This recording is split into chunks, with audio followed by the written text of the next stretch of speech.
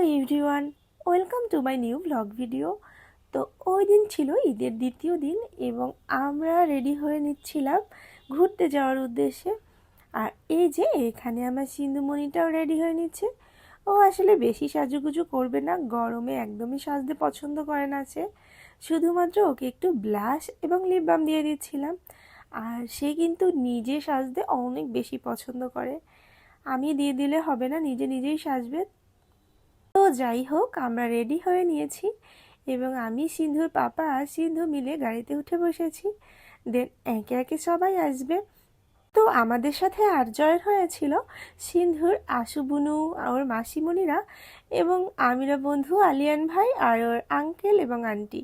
তো আমরা সবাই মিলে যাচ্ছি স্বরূপকাঠির উদ্দেশ্যে।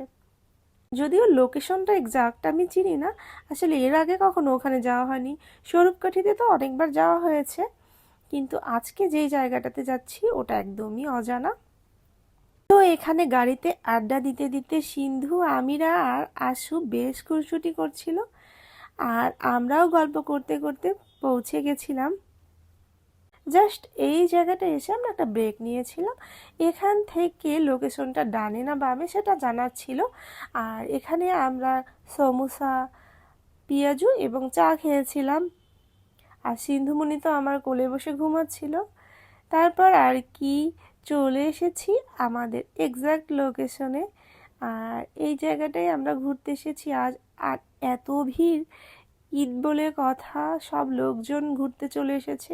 গ্রামের লোকজনের যাওয়ার জন্য আসলে এই জায়গাটাই মনে হয় বরাদ্দ। আর আমরাও বরিশালের গ্যাদারিং থেকে বাঁচতে একটু নিরিবিলি লোকেশন খুঁজছিলাম, কিন্তু এখানে যে এত ভিড় হবে বোঝার উপায় ছিল না। তারপর আর কি আমাদের যেতে যেতে প্রায় সন্ধ্যা এবং আমরা রাস্তার উপরে বসে কিছু ছবি আর ভিডিও নিয়েছিলাম।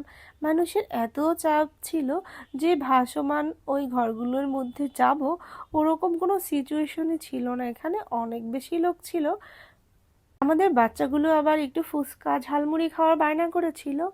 তো ওখানের ফুচকা ঝালমুড়ি এত বাজে ছিল, ওরা নিয়ে আর খেতে পারেনি ভালোভাবে। আমি এই টং ঘরটায় ঢুকেছিলাম, আসলে এখানে বসার একদমই স্পেস ছিল না, সব ফুলফিল হয়ে গেছিল। তারপরে আর কি হতাশ হয়ে আমরা চলে এসেছিলাম। আসলে আমরা বসে এক কাপ চা কফি বা অন্য কিছু খাবো যে তার কোনোই ওয়ে ছিল না।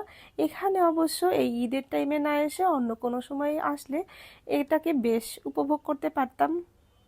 আমাদের গাড়ি পার্কিং করতেও কিন্তু অনেক ঝামেলা হয়েছিল, যেহেতু রাস্তার দুই ধারে স্টল বসেছিল এবং লোকজনেরও অনেক সমাগম হয়েছিল।